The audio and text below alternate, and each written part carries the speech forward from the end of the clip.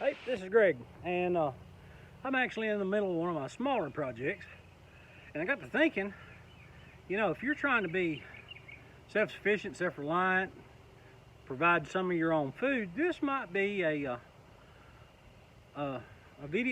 project that you might be interested in.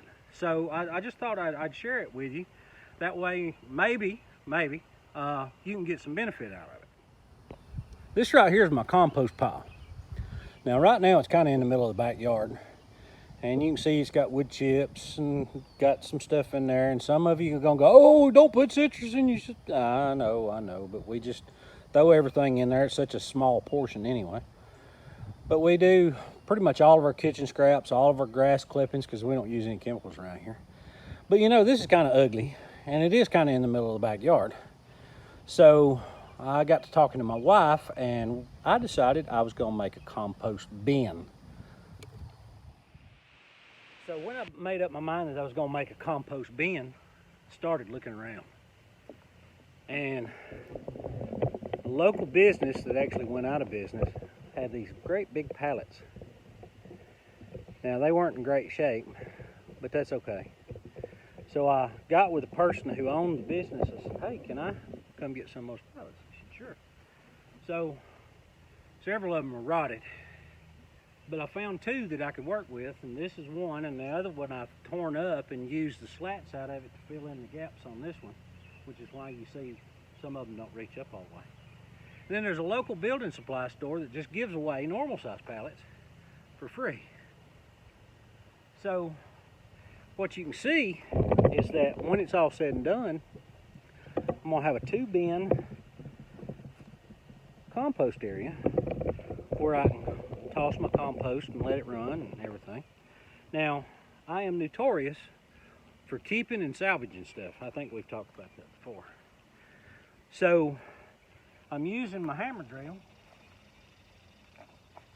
because some of these things are real old and screws don't like to go into them real well. Especially some of these runners are actually made out of oak, and some of them are pine. And then I'm using my old scrap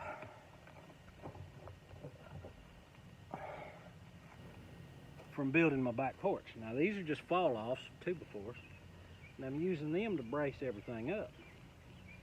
Now when it's all said and done, I'll actually line the floor, and then I'll move the compost over here, and then I'll be able to rotate it from one bin to the next. That way I'm able to turn it without messing up more of the yard. So I'm going to kind of show you what I'm doing and kind of talk you through it, and I hope you enjoy it, and we'll just see what we do, okay? Now I want both sides to have about the same amount of volume in each bay, for lack of a better way to say it. So what I've done is I've taken and I've measured, and I've got 42 inches of clearance in between these two pallets, and then I've got 43 over there. That's really close, and I'm not that worried about it. So then we've got to attach this middle pallet. I've already attached the two outsides, that way it'll stand up nice. So let's show you that. Now like I said, I'm using fall-offs. So you got to come in here. Scoot it up there. That should hold right there just for a second. And like I said, I use a hammer drill because some of this older wood, it just doesn't want to go through.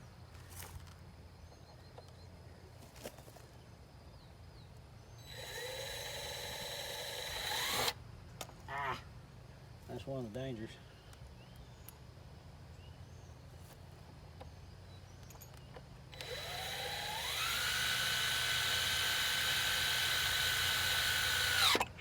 Once you get it started, it's not too bad.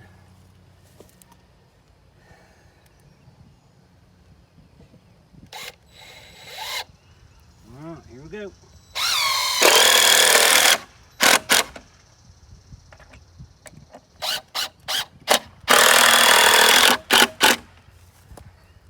Now some of you are going to notice that I'm using a Craftsman cordless drill. Now they're not the top of the line by any means, but they're really good and affordable, and they get the job done So I'm not going to complain about a product that gets the job done and is affordable. Sometimes we get wrapped up in name brands. That's always kind of drove me crazy. Now see here, it's a little more challenging because you can't just reach through. But I'm making sure that we're on a board of the back pallet, and then I'm using these two other pallets to pinch it in between. Now this back pallet obviously is in a lot worse shape than these. Now this one, I'll actually take some boards off of what I've got left and I'll put in some more runners. That way you got a nice, even, it allows for airflow, but it doesn't allow for a lot of your compost to fall in that middle pallet. Now I've been told that you can get these Craftsman drills on Amazon. And I'll be honest, I hadn't looked. I went and bought it at Lowe's.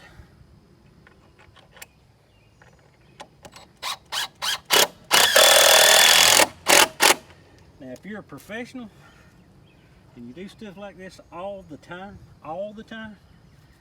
then you're gonna want to pay the difference and get, I don't know, DeWalt,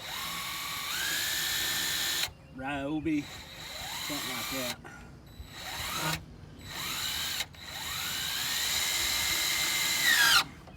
But all my projects are here, so I don't care that much about the expensive tools.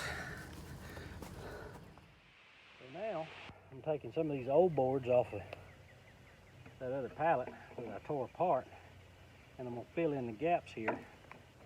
Now again, I'm using old screws that I reclaimed from tearing down an old house in an area that they had redone and put sheetrock walls on. So again, I hadn't paid for anything on this project so far. Well, there you have it. We went from an unorganized, ugly compost pile in the backyard to a much more organized, less ugly, expandable compost bin system kind of tucked out in the back where it's not obvious for everybody. Now, in case you're wondering, my wife's first question when I told her I was going to build this thing was, well, don't that mean we'll have to take the compost bucket further?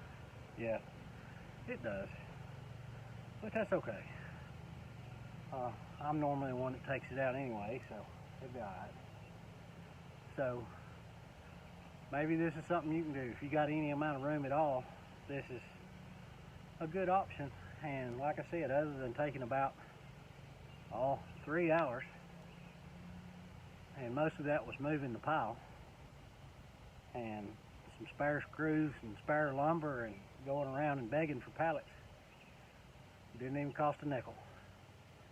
I hope you enjoyed it. I hope you got something out of it. Step by step, we're bringing real back. Have a good one. Bye.